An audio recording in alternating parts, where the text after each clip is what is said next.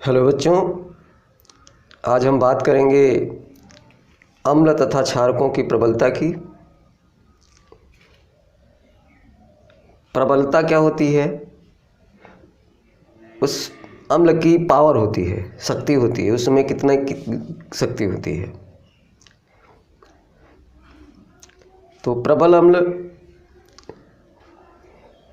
बात करेंगे अम्लों तथा क्षारकों की प्रबलता की। प्रबल अम्ल वह अम्ल होते हैं जो अपने जलीय विलयन में पूर्णतया आयनित होकर अत्यधिक मात्रा में H+ आयन उत्पन्न करते हैं, प्रबल अम्ल कहलाते हैं। जैसे सल्फ्यूरिक अम्ल, हाइड्रोक्लोरिक अम्ल और नाइट्रिक अम्ल, ये सभी प्रबल अम्ल हैं। इनमें H+ आयन जो होते हैं वो काफ़ी मात्रा में होते हैं।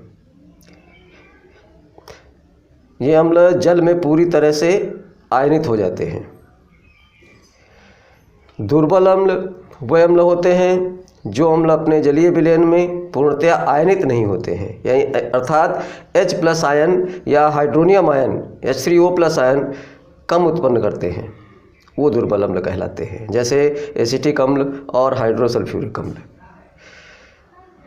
तो आपने देखा कि जो अम्ल जलीय विलयन में पूरी तरह से आयनित हो जाते हैं वे प्रबल अम्ल होते हैं, और जो कम मात्रा में H+ आयन देते हैं या पूरी तरह से आयनित नहीं होते हैं वे दुर्बल अम्ल कहलाते हैं। अब आइए बात करते हैं क्षारकों की।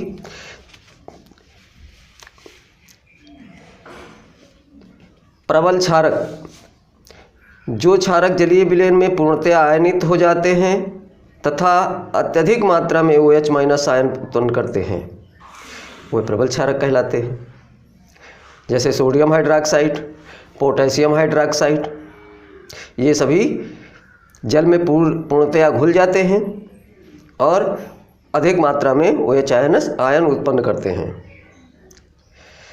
दुर्बल क्षारक, दुर्बल क्षारक वे क्षारक हैं जो जलीय विलयन में कम आयनित होते हैं, कम मात्रा में OH आयन उत्पन्न करते हैं, इन्हें दुर्बल क्षारक कहा जाता है। जैसे अमोनियम हाइड्रॉक्साइड। आइए अब बात करते हैं pH मान की। pH मान क्या है? किसी भी अम्ल में या क्षारक में H+ आयन की सांद्रता कितनी है, इसको व्यक्त करने के लिए इस पद्धति को अपनाया जाता है। इसे pH स्केल कहते हैं। pH स्केल जनरली 0 से लेकर 14 तक ज्ञात किया जाता है। 0 से 14 तक इसका पैमाना है, और किसी भी उदासीन विलयन का मान 7 होता है, यानी ये बीच सेंटर में जो होता है 7, ये उदासीन होता है। यदि pH मान 7 से कम होगा तो विलयन अम्लीय हो जाएगा, और यदि 7 से अधिक होगा तो विलयन क्षारीय होगा। 7 से जितना अधिक होगा उतना ही क्षारीय होगा, और 7 से जैसे ही नीचे की तरफ बढ़ते जाएंगे वैसे ही विलयन अम्लीय होता जाएगा। तो इसी से अम्लों की प्रबलता का पता चलता है, इसका pH मान ज्ञात करके। अब इसके बाद हम बात करेंगे सूचकों की। सूचक क्या होते हैं? सूचक वे रासायनिक पदार्थ होते हैं जो किसी अम्ल या क्षारक के संपर्क में लाए जाने पर अपना रंग परिवर्तित कर देते हैं, या अर्थात रंग बदल देते हैं, जिससे अम्ल और क्षार का पता लगाया जाता है कि अमुक पदार्थ अम्ल है या क्षार है। चलिए बात करते हैं सूचकों के प्रकार की। स्रोत के आधार पर सूचक 2 प्रकार के होते हैं, यानी उपलब्धता के आधार पर सूचक 2 प्रकार के होते हैं। फर्स्ट है प्राकृतिक सूचक, नेचुरल इंडिकेटर, और दूसरा है मानव निर्मित सूचक, सिंथेटिक इंडिकेटर। तो आइए देखते हैं प्राकृतिक सूचक क्या होते हैं और मानव निर्मित सूचक क्या होते हैं। आइए देखते हैं कि प्राकृतिक सूचक क्या है।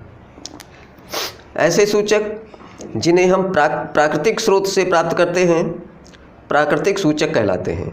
जैसे लिटमस पेपर, जैसे कि लिटमस ये प्रयोगशाला वगैरह में इनका इस्तेमाल किया जाता है अम्ल और क्षारकों को पता करने के लिए। लाल पत्ता गोभी, लिटमस ये लाइकेन नामक एक पौधे से प्राप्त किया जाता है, ये प्राकृतिक सूचक है। लाल पत्ता गोभी ये प्राकृतिक सूचक है। हल्दी भी प्राकृतिक सूचक है। प्याज का रस जो है अम्ल और क्षारक की पहचान के लिए इस्तेमाल किया जाता है। वैनिला और लौंग ये सभी प्राकृतिक सूचक कहलाते हैं। कुछ सूचक ऐसे भी हैं जो मनुष्य ने निर्मित किए हैं, मानव निर्मित सूचक कहलाते हैं। वह सूचक जिन्हें प्रयोगशालाओं में बनाया जाता है मानव निर्मित सूचक कहलाते हैं। जैसे फेनोल्फ्थैलीन तथा मिथाइल ऑरेंज ये दो महत्वपूर्ण मानव निर्मित सूचक हैं जिन्हें अम्ल और क्षारक की पहचान के लिए उपयोग में लाया जाता है। आइए बात करते हैं गुणों के आधार पर सूचक कितने प्रकार के होते हैं। गुणों के आधार पर सूचक 4 प्रकार के होते हैं। स्वयं सूचक, जब किसी अनुमापन में प्रयुक्त होने वाले विलयनों में से कोई एक विलयन सूचक का कार्य करता है तो उसे स्वयं सूचक कहते हैं। जैसे फेरस अमोनियम सल्फेट और पोटेशियम परमैंगनेट के अनुमापन में KMnO4 सूचक का कार्य करता है। यानी इसमें फेरस अमोनियम सल्फेट और पोटेशियम परमैंगनेट के अनुमापन में ये पोटेशियम परमैंगनेट जो होता है वो स्वयं सूचक का कार्य करता है। अब बात करते हैं आंतरिक सूचक की। ये वह सूचक होते हैं जिन्हें विलयन में डालकर प्रयोग किया जाता है, ये आंतरिक सूचक कहलाते हैं। जैसे मेथिल ऑरेंज, फेनोल्फ्थैलीन, लिटमस पेपर आदि। वाह्य सूचक नंबर 3 है वाह्य सूचक। ये वह सूचक हैं जिन्हें विलयन में नहीं मिलाते हैं, वाह्य सूचक कहलाते हैं। जैसे पोटेशियम डाइक्रोमेट और अमोनियम सल्फेट के अनुमापन में पोटेशियम फेरोसाइनाइड वाह्य सूचक की तरह कार्य करता है। इसी तरह से चौथा है सर्वव्यापी सूचक। कई सूचकों को एक में मिलाकर ऐसे मिश्रण तैयार किए जा सकते हैं जो विभिन्न pH मान वाले माध्यमों में विभिन्न रंग प्रदर्शित करें। इस प्रकार के सूचकों के मिश्रण को सर्वव्यापी सूचक कहते हैं। इसका सबसे प्रमुख उदाहरण है कोलताफ।